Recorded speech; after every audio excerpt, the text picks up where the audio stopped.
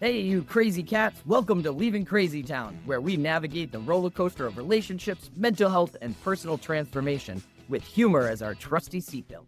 Hi, I'm Sarah, and with my buddy Finn, we're here to share our real stories, expert insights, practical tips to help you break free from codependency, reclaim your life, and find freedom. So whether you're wrestling with boundary issues, craving connections that won't ghost you, or just here for a front row seat to the wild ride of self-discovery, you've come to the right place. So buckle up. We're leaving CrazyTown.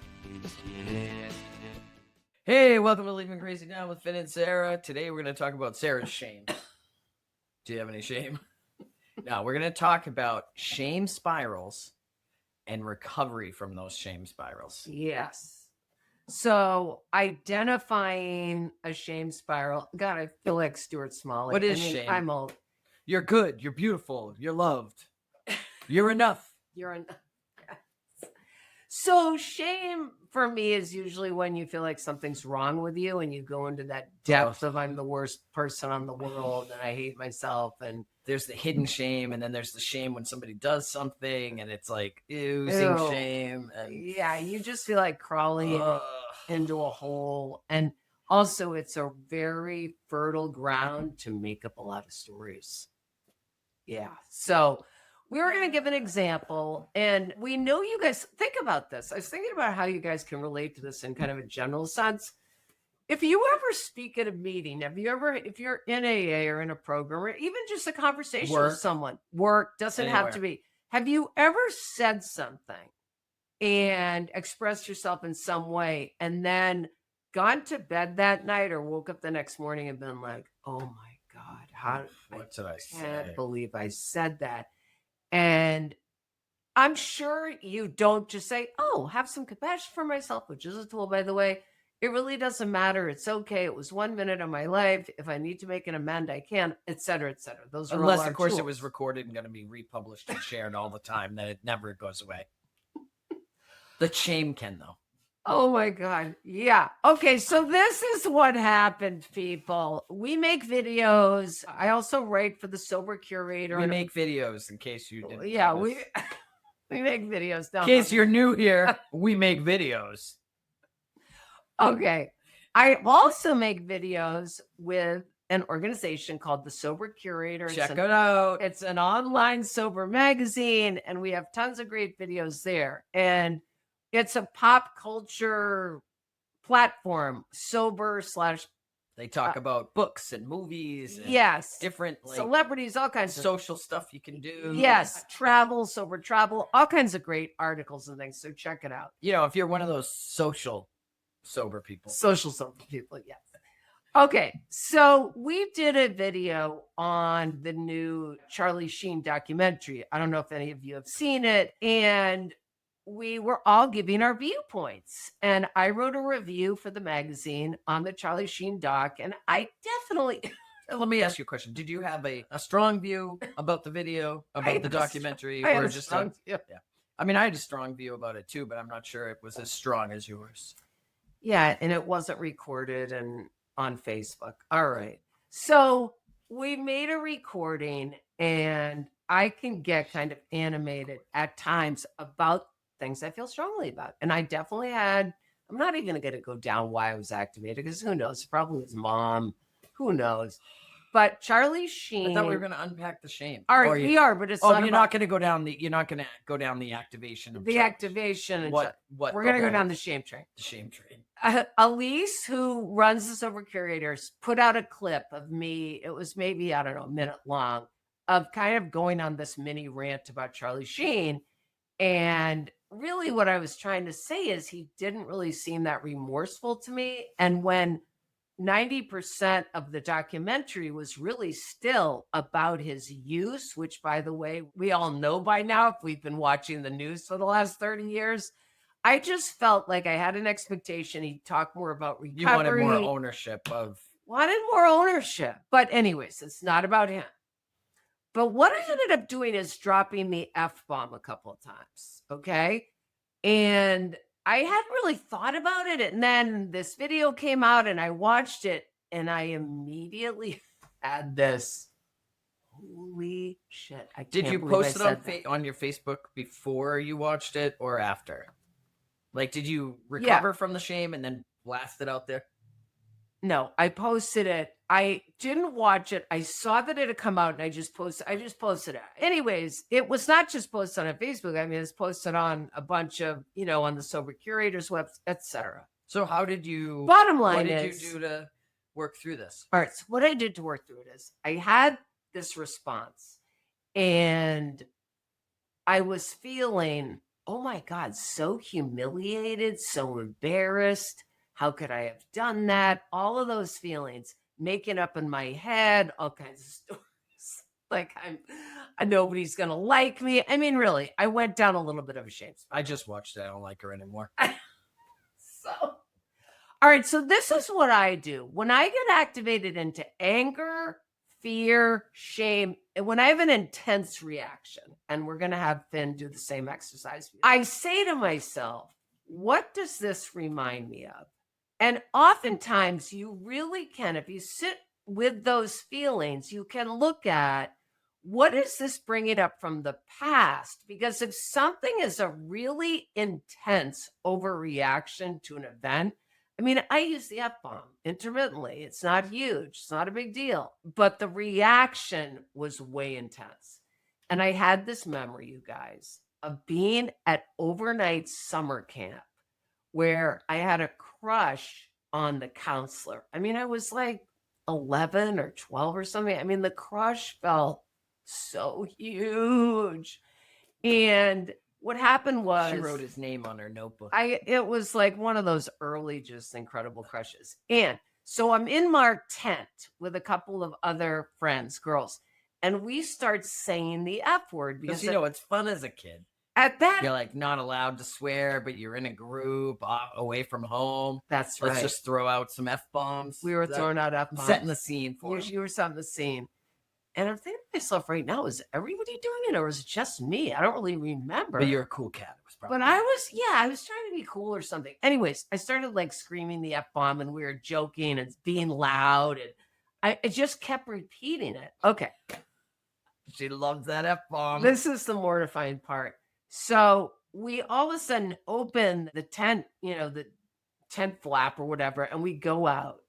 And guess who's standing right there? Mr. Lover. The crush. The crush is standing right there. Talk about Which is fine, probably at this point. Until he says, oh my God, I can't believe the stuff that just came out of your mouth. And I was like, Boom, boom, boom. devastated. I felt so awful. I mean, and what is really sad now that I'm telling you guys this story is that before this happened, I'm not going to say I thought we were going to fall in love, but The wedding bells were no longer playing, is basically what's happening, right? You knew it with her. You were like, dang, there's no chance now. I hate camp. I'm never coming back here. Something happened at that moment where it's like my fantasy of like my counselor like disappeared. It was totally gone. Crushed. It was crushed. The crush. Crushed. But the shame of the spot. Yeah. So anyways, I just think it's fascinating and ask you guys to think about this. When you go into some kind of activation, we can't always figure out an incident, but this was so crystal clear because it was related to swearing. It was related to that exact thing. So what I asked myself with the following questions, I always look at the facts. What are the facts of this experience? Okay. I was living in a fantasy with the counselor. I mean, we ended up like the summer was fine, but that experience of feeling like something's wrong with me, I think was, that probably stayed for quite a while. So as an adult, and I'm looking at this, we look at what are the facts? Do I need to forgive myself? Like, even though this present video, let's have some compassion for ourselves. Let's have some understanding for ourselves. I can look at it from a different point of view. I always say this thing called pull the lens back, look at something from a really in the big scheme of life and what's going on the planet. Is the fact that I swore twice on a video that probably nobody will see really matter? No, it doesn't. It doesn't matter. So it's We have all 1 about million viewers. God. This That is might, that helpful. that might tip us over the edge. So getting into reality, what are the facts? Do I need to kind of be loving and kind to myself? And the other tool, and think about this, folks. What can I do in the future if I don't want to have another shame attack around swearing? Well, I could watch myself when I'm making videos. Could I not use the F bomb? Could I look at my own activations like around something like this? Sometimes I do get wound up and I kind of go crazy.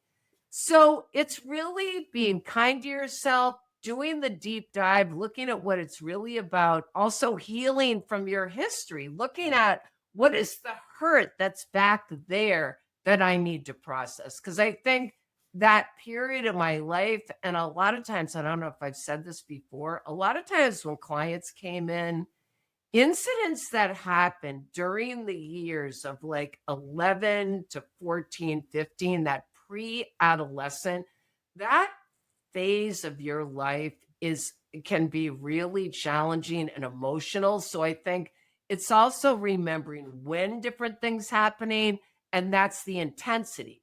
Some people say at the time, what developmental stage you're in and the relationship you have to feeling states is really how it settles in your body. So the degree of that shame was so intense. So just think about for yourselves in the next week.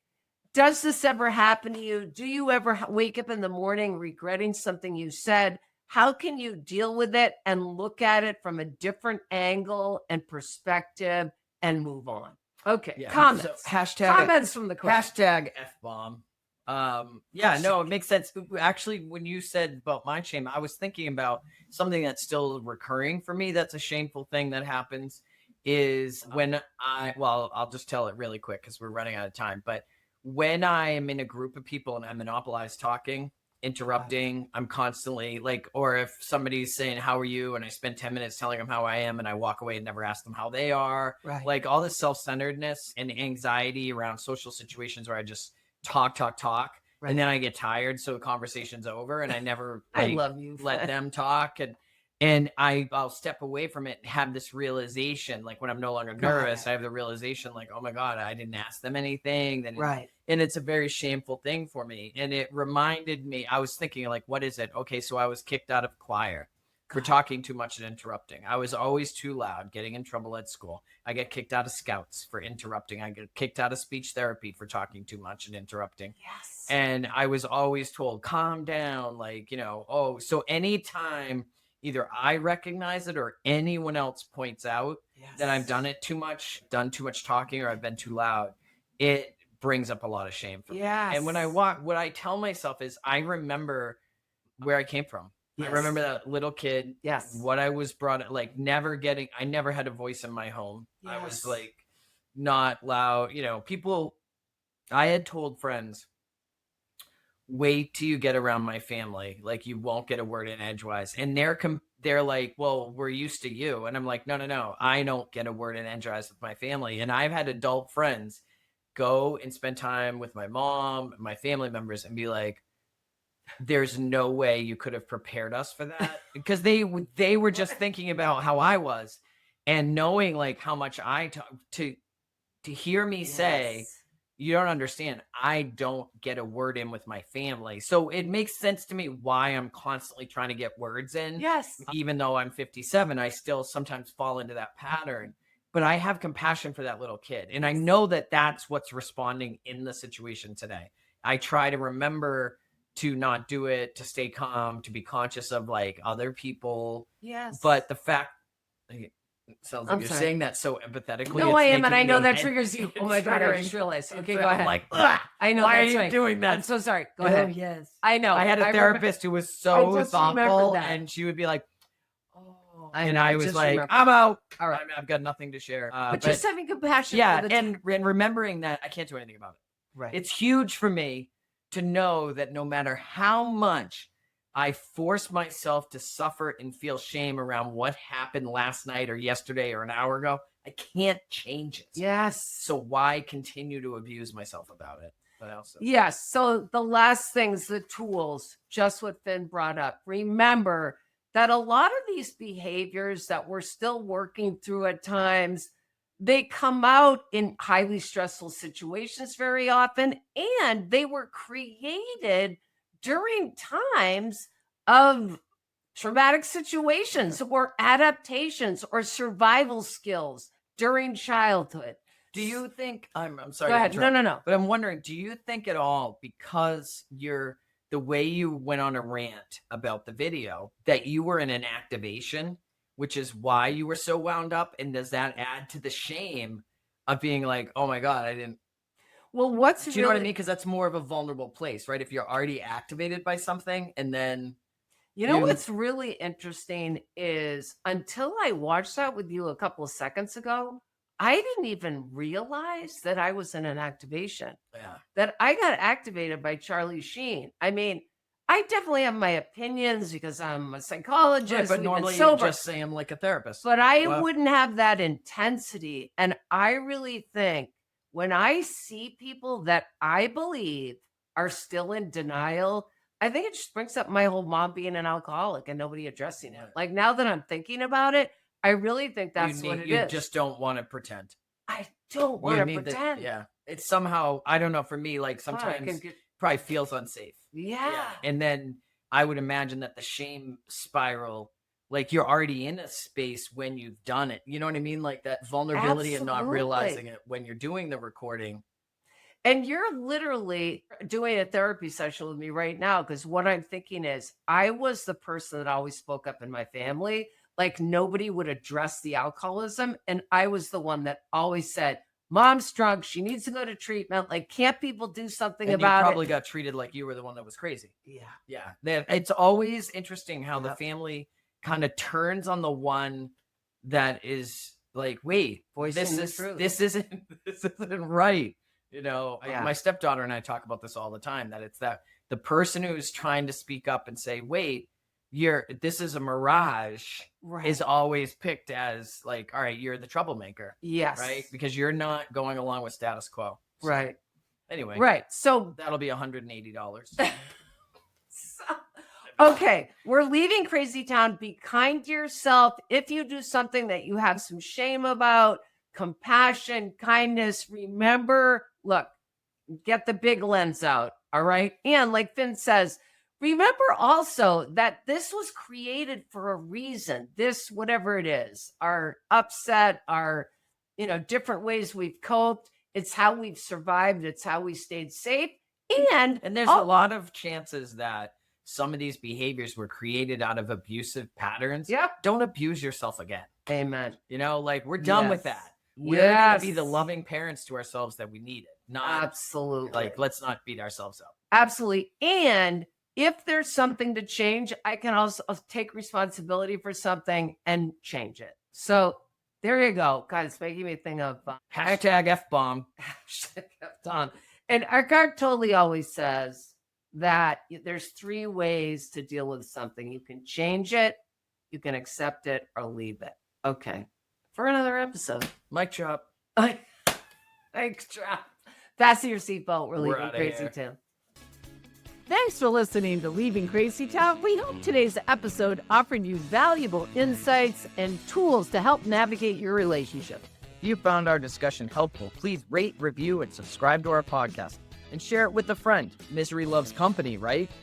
Stay connected with us on social media and visit our website for additional resources and updates on future episodes. Until next time, remember that breaking free from codependency is a journey, and we're here to help you every step of the way. And hey, if all else fails, at least you'll have a few laughs. So buckle up. We're leaving Crazy Town.